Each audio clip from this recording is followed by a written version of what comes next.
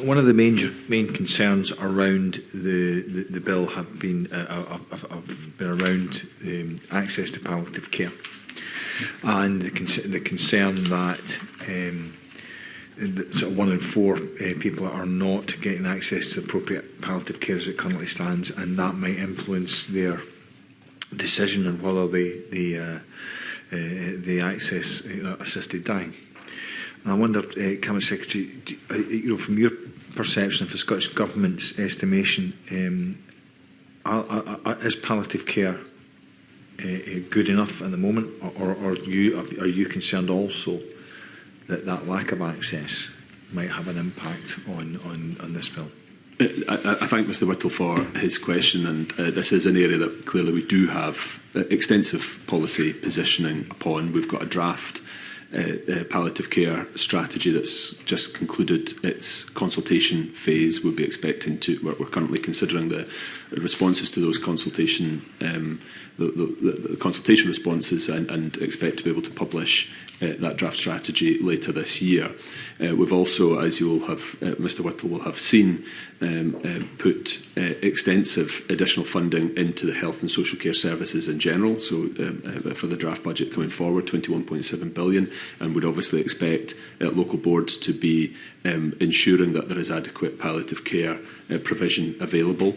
And we have put forward a line within the bill, increased hospice care funding as part of the bill, and a proposal to align Agenda for Change pay conditions with hospice funding going forward, so that we can make sure that there is adequate palliative care in place.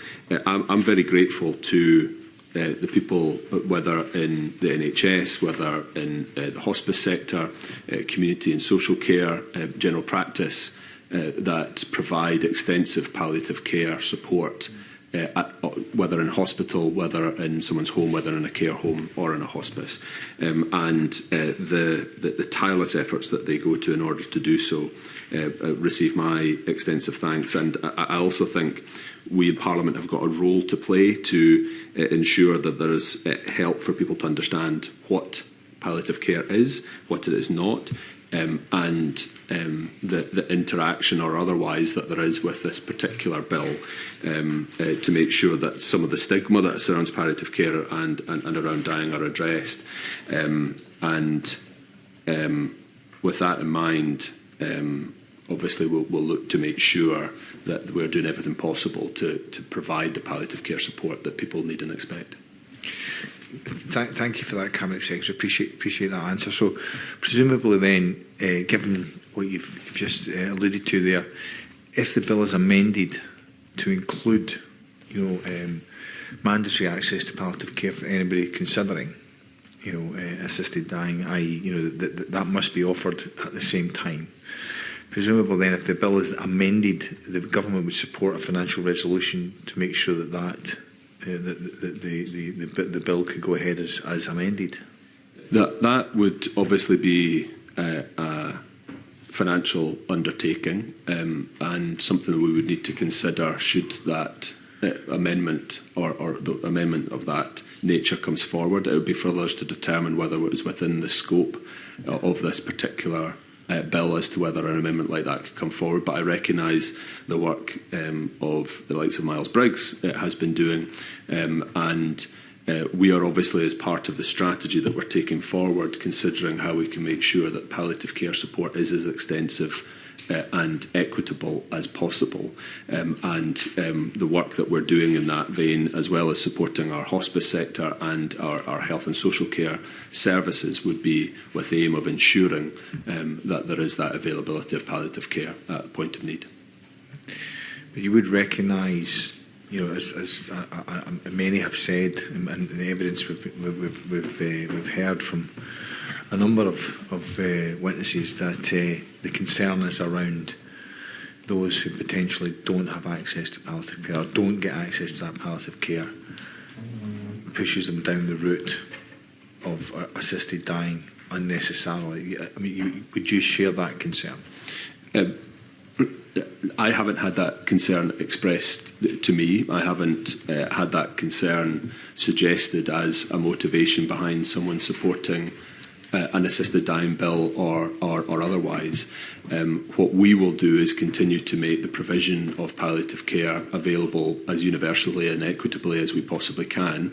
And I believe in the steps that we've taken through the proposed budget, we can see a continued improvement in that position, both in terms of the direct funding we're seeking to provide to hospices who have a particular challenge, as do many other social care providers, with the likes of the employer national insurance contributions increase that are coming down the tracks. We're looking to do what we can to support those organisations as best we can, whilst obviously wanting to see the UK government resolve this matter at source. But the funding that we also provide to our health and social care partnerships and our health boards is for them to direct where that funding then goes based on the demand that is placed upon them, and in this case on palliative care services. And we'll continue to work with them to ensure that that can be provided as universally and equitably as possible.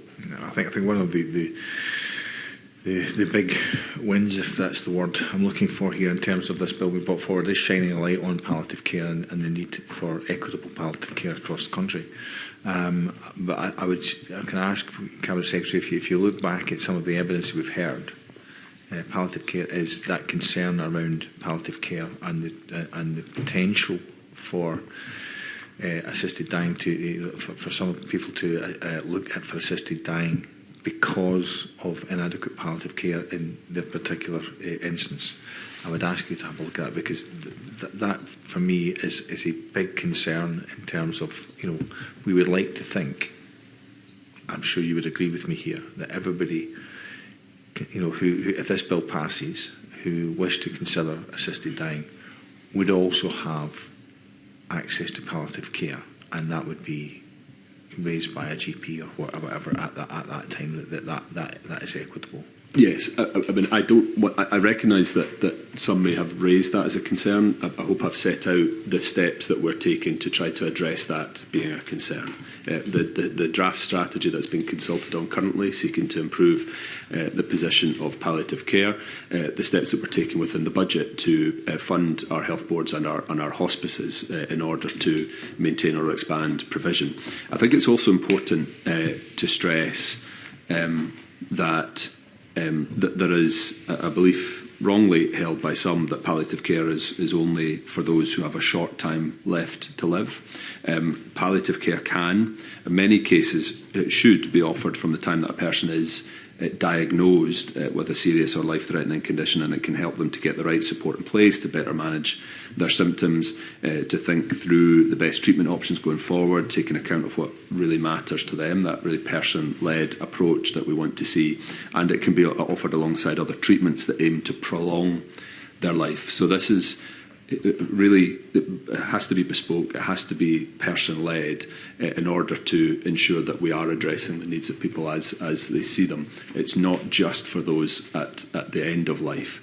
And so I hope that provides additional clarity for the committee to consider as part of whether this is a factor in decision-making that's going forward.